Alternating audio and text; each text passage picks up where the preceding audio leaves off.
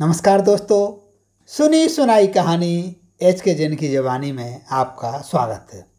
मित्रों, एक बार की बात, एक व्यक्ति एक महात्मा जी के पास जाता है और उनसे निवेदन करता है कि हे गुरु जी, आप मुझे ये बताइए कि एक ही प्रकार की परिस्थितियों में रहने वाले तमाम लोग रहते हैं, लेकिन उनमें से कुछ लोग तो काफ़ी आगे बढ़ जाते हैं और बहुत से लोग किसी भी प्रकार की प्रगति नहीं कर पाते हैं। इसके पीछे क्या कारण है? महात्मा जी कहते हैं, ठीक है, आपका जो प्रश्न है, आपकी जो शंका है, इसका जवाब मैं कल दूंगा। कल मैं आपको सुबह के समय नदी के किनारे पर मिलूंगा, आप नदी के घाट पर आ जाना। अगले दिन वह व्यक्ति नदी के किनारे पर पहुंचता है और वहां देखता है कि महात्मा जी एक चट्टान पर बैठे हुए हैं और उनके सामने 2 कमंडल रखे हुए हैं। महात्मा जी कहते हैं कि मैं आपकी समस्या का, आपकी शंका का समाधान करने वाला हूं। आप इन दोनों कमंडल को देखिए, क्या इन दोनों कमंडल में आपको किसी प्रकार का कोई अंतर नजर आ रहा है? वह व्यक्ति कहता है कि गुरुजी, मुझे तो इनमें कोई भी अंतर नजर नहीं आ रहा है।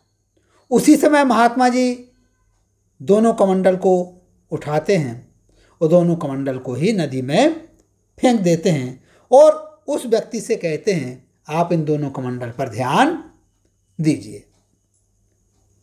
वो ध्यान देता है तो क्या पाता है कि एक कमंडल धीरे धीरे करके पानी के अंदर जा रहा है और एक समय ऐसा आता है कि वो पूरी तरह से पानी के अंदर समाहित हो जाता है। गुरुजी उससे कहते हैं, दोनों कमंडल जब एक जैसे थे तो एक कमंडल डूब कैसे गया? तो वो कहता है कि गुरुजी, ये बात तो मेरी भी समझ में नहीं आ रही है। महात्मा जी कहते हैं कि दिखने में दोनों कमंडल एक ही तरह के नजर आ रहे थे, लेकिन जो कमंडल डूब गया है उसमें एक छोटा सा छेद था और धीरे धीरे करके उसमें पानी भरता गया और एक समय ऐसा आया वो पूरी तरह से डूब गया।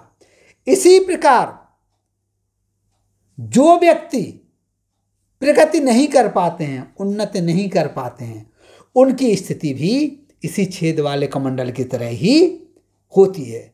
उनके अंदर दुर्गुणों का जो प्रवेश है वो किसी न किसी रूप में करता रहता है। वो अपने अंदर सद्गुणों का विकास नहीं करते, विवेकवान नहीं रहते, उनका आचरण उत्कृष्ट नहीं रहता और इसी के कारण से वो उन्नति नहीं कर पाते हैं।